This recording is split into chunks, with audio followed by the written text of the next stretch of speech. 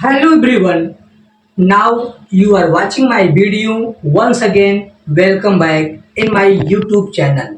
I am Dharmen Jaiswal, English language trainer and motivational speaker. Today I will teach you participle. What is participle? Participle का हिंदी क्या होता है? पूर्वकालिक क्रिया जो verb तथा एडजेक्टिव दोनों का काम करे उसी को हम पार्टिसिपल कहते हैं। अब पार्टिसिपल कितने होते हैं? तीन प्रकार के होते हैं। पहला है प्रेजेंट पार्टिसिपल, दूसरा है पास्ट पार्टिसिपल और तीसरा है परफेक्ट पार्टिसिपल।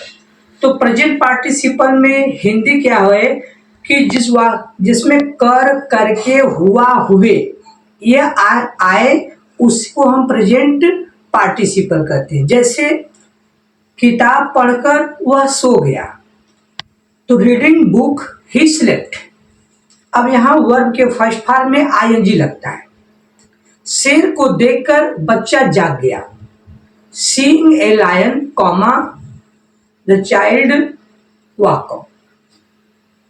पानी पीकर वह यहाँ आया, drinking water, comma he came here. इस तरह से ये प्रेजेंट पार्टिसिपल है। अब पास्ट पार्टिसिपल क्या है, कैसे पहचानेंगे कि पास्ट पार्टिसिपल है? इसमें पड़ा हुआ, मरा हुआ, हम टूटा हुआ, ये सब सेंटेंस आएगा तो उसको हम बोलते हैं पास्ट पार्टिसिपल। ये वर्ब के थर्ड फॉर्म प्लस ऑब्जेक्ट एक साथ रहता है। जैसे एग्जांपल है कि मैं जंगल में मरे हुए आदमी को देखा, तो I saw a dead man.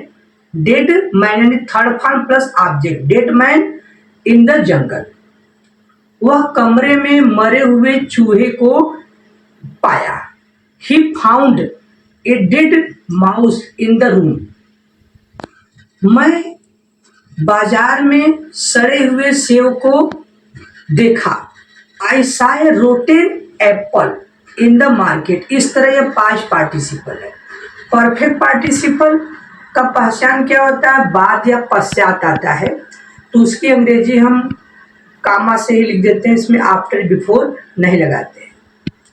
जैसे स्कूल में पहुंचने के बाद वह प्रधानाचार्य से मिला, तो having reached school, comma he met principal.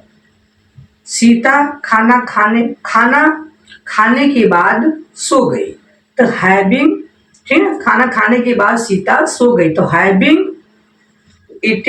Eaten food, comma Sita slept. देखा, परफेक्ट पार्टिसिपल बच्चों को कंफ्यूजन क्या होता है, जब बाद या पश्चात आता है, पहले आया तो उसकी अंग्रेजी कामा लिखते हैं। इसमें हैविंग प्लस वर्ब का थर्ड फॉर्म रहता है।